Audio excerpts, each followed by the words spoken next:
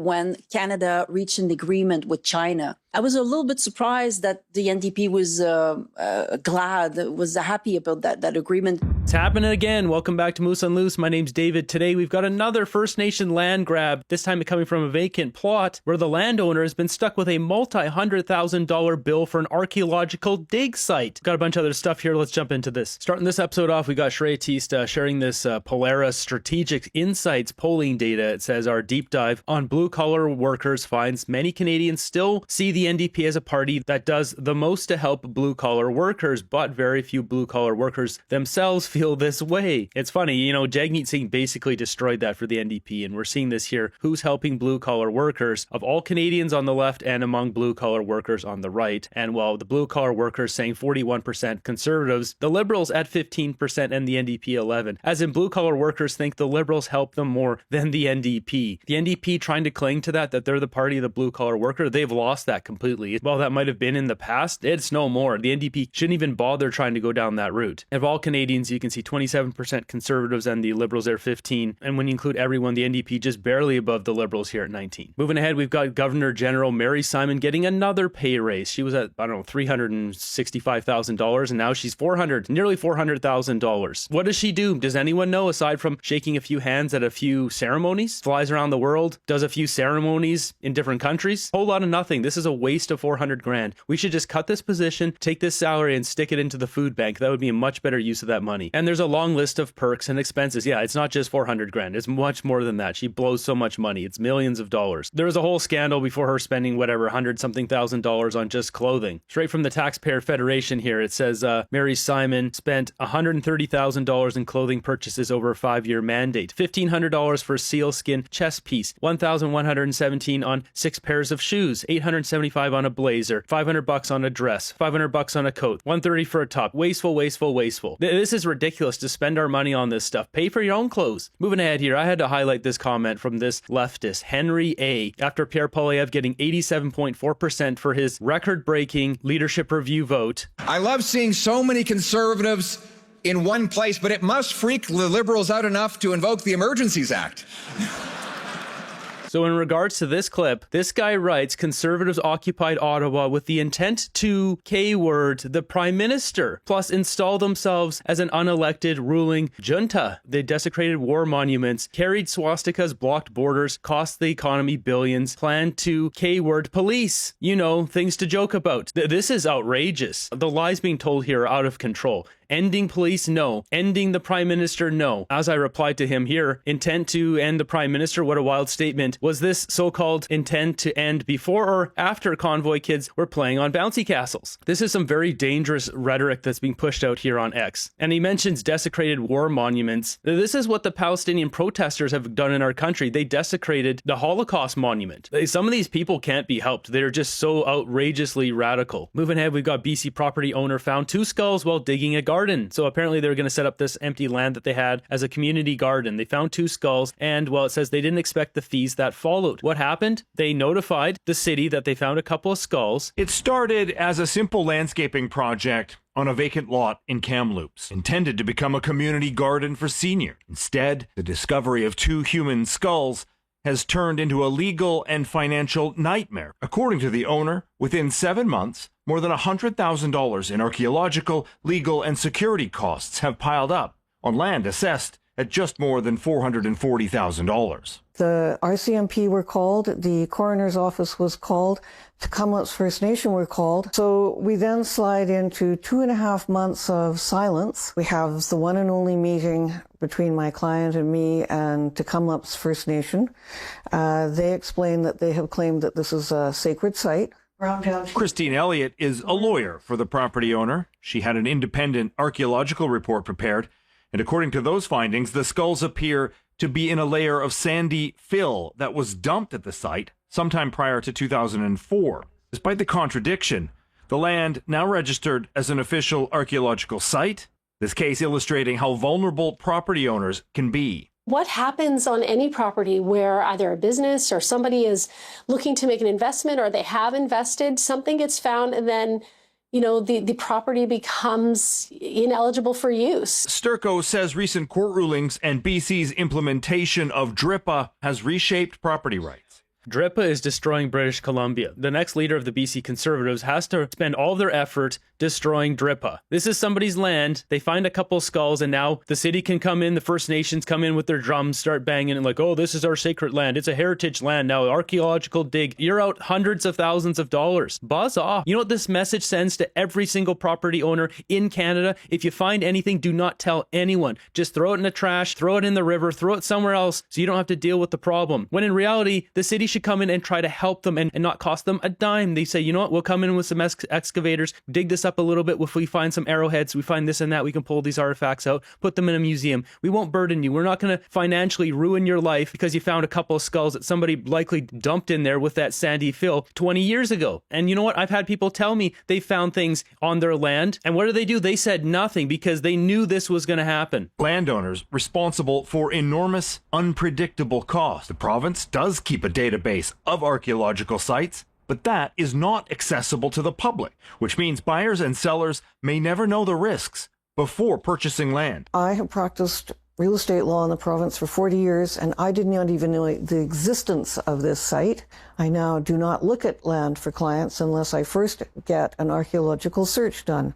The property owner has now abandoned all plans for the site, saying it is effectively unusable and unsellable, stuck in legal limbo. The province and the Tk'emlúps te Secwépemc were asked for responses. Neither one replied. For now, critics warn the message is clear. If you uncover history on your land, you could be left paying the price alone. Aaron MacArthur, Global. They basically just tell you, don't tell anyone. I mean, really, that's what anyone should do. If you find anything, do not tell a soul. Just pack that up, send it off somewhere else. That's the sad truth of it. We can't take these artifacts. If there are artifacts, these do not look like they're artifacts. But if they are, they can put them somewhere or sell them or whatever it may be, not financially destroy someone's life. This is another person who's had their life financially destroyed by the First Nations, just land claims and all this nonsense. This crap has to end. Doesn't take long in the comments to see the same thing. What we've learned, if you find bones, say nothing. People will just stop reporting. Yep, that's what's going to happen because that's the only thing that makes sense to do. This should not be landowners' bill. This should be paid by whoever wanted to survey it for archaeological findings. The lesson here is if you find something on your property, don't tell anyone. Of course, holding a stance like that, just throwing the stuff away, bury it, get rid of it, the left would attack conservatives saying, oh, that's so awful. How could you do that? Meanwhile, it was actually conservatives, as we see here in 1885, conservative John A. Macdonald gave voting rights to Indians. In 1898, it was liberal Wilfrid Laurier who took away those rights, and in 1960, conservative John Diefenbaker gave voting rights back to Indians or First Nations. So something to remind the left once they have a full meltdown over this kind of stuff. And speaking of the left having a meltdown, we've got NDP interim leader Don Davies here, moving a couple feet closer to cozying up with China.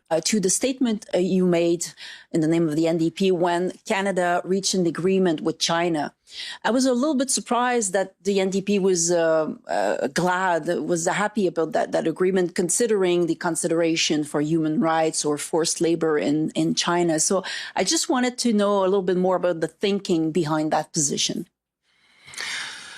Well, I think first and foremost, the behavior of the Trump administration has made it clear that Canada has to pursue other markets for our goods and services, that the United States is no longer the reliable partner that it once was. In fact, far from that, they are now threatening us in many ways and very openly talk about doing harm to the Canadian economy. So his first response is to blame Trump. Because Trump is bad, we're going to do business with a dictatorship that enslaves over 1 million people. Now, if you look at our other biggest trading partner, which is very close to China, which is the UK, why wouldn't they go that route instead? Why wouldn't they go more to Europe? Instead, they're going over to China because Mark Carney's going to make money with China. Part of that diversification, I think, is for Canada to reach out to every other country in the world and to try to seek markets for our goods and services. We all know that Canadian farmers were suffering from the tariffs that had been put on us by China. And I thought that it was a limited step forward for Canada to work with the Chinese government to thaw some of those tariffs. And I think the result is going to be good for Canada's forestry workers. thaw some of those tariffs, China demanded that we immediately open up our market, and then they put us on, what was it, a 1 month or 2 months notice where eventually they will open up theirs to us. They're trying to prove that we're subservient to them. If they were going to do some sort of deal, it should be immediately on both sides, not this nonsense where they can push their propaganda through our media, get more access to our police, then maybe remove tariffs off seafood and crab and whatever else, peas, etc. in a month or two. The worst part here is that it's not even the Liberals defending it here. It's the NDP defending this. It's not their policies. They don't have to take this stance. They can say, you know what? Canada exports here 77% to America, but we could go over to the United Kingdom, as I mentioned, 3.9% for China, 3.6% with the UK. They could easily argue this as the solution. Go more over to Europe or Japan. But nobody's mentioning Japan or Mexico or South Korea or Germany. It's just going straight to China. Why is the NDP backing this? This is so dumb. It's such bad politics for the NDP. For the party that's supposed to be all about the people, for the people, they're cozying up with the dictatorship, enslaving 1 million plus people. Good for Canada's fishers, good for Canada's farmers, and potentially good for Canada's consumers as well. So those concerns that you raise are very real. They're very valid. NDP has always believed in a values-based approach to foreign policy, and things like human rights should always be top of mind. But our economic security, I think, is also very important at this point. And I think it was a measured small step forward that is good for the Canadian economy and frankly sends a message to Donald Trump that Canada has other markets besides the United States. The TDS here is absolutely outrageous. They know full well the only deal we need to get is with America. And whether that's buttering up Trump to get a deal, it doesn't matter. Get the deal. Put your ego at the door and get the deal. People are losing their jobs. They're losing their homes. People can't afford food. Like, put the ego at the door. Meanwhile, what are the left up to? We've got hundreds of them gathered outside Hootsuite HQ in Vancouver demanding the company stop doing business with ICE. What are these people doing? You can't make up this level of stupidity. Hootsuite something, I can't read any of these signs. They're all so vile. The reality of what Canadians are facing is this. This is not a third world country. This is Kelowna. So we're going to turn off the music, but I mean, Kelowna's been pretty bad, and it's just getting worse. These are people living out in whatever it is, minus 20 degrees. It gets pretty cold there. These are not conditions for people to live out on the streets in. Look at this. It's just endless here. And it's not like just that one park. It's like everywhere they can put a tent, they do. And there's a couple of outhouses, and that's it. Like, this is so demoralizing to our population. Kelowna used to be such a beautiful place. Yeah, it is. I went there for a job interview about 12 years ago. It's just a gorgeous city. And when I was there, I did not see a single tent. I used to vacation there as a kid with my family. We drive out there from Alberta. Never saw a tent ever. Living the dream in Trudeau's Canada. It's Carney's Canada now, and he hasn't reversed things. He's made it worse. He's increasing his inflationary spending, which is further driving people out to live in tents. Winter camping in Canada is supposed to be an adventurous recreational activity, not a lifestyle. Moving ahead, we've got Gen Z pair build a $35 million startup in Canada only to move it to the US. Canada's like looking at a really good guy you want to date, but for some reason he makes it difficult for you to be with him. That's the analogy from Mai Trin, a recent business graduate from Simon Fraser University who co-founded the startup valued at $35 million before moving it to San Francisco to scale up. One day you wake up and realize your worth, and then you get out. Ouch. Just another day in Canada. Moving ahead, we got this one in Canada. 88.5% of women aged 20 to 29 have 0 children. Also states 94.4% with those with a college degree. And then this one here, 30 to 39 is 43.2%. And the bracket I'm in here, 40 to 49 is 23.6% have 0 children. Although this is women, not men. But this is what you get with the Liberal Party of Canada. Life is too unaffordable. I can speak from experience. I don't have kids. It was just too unaffordable. They went through a divorce and now it's not going to happen. Way too expensive. Moving ahead from the Globe and Mail, we've got misfired email prematurely alerts Amazon employees in Canada elsewhere to layoff plans. Yeah, more layoffs coming at Amazon. Also got this one. Halton Region Police shut down a major GTA stumbling juice trafficking ring. Over 1.3 million in stumbling juice was being sold out of a North York home. This is quite something. The people arrested, we have Parminder Sidhu, Rajinder Sidhu, and Navdeep Sindhu, as in 3 guys from South Asia. Once again, they're all the same culprits. Was recovered from a residence in North York. Officers say the group was purchasing and reselling liquor that was stolen from LCBO locations.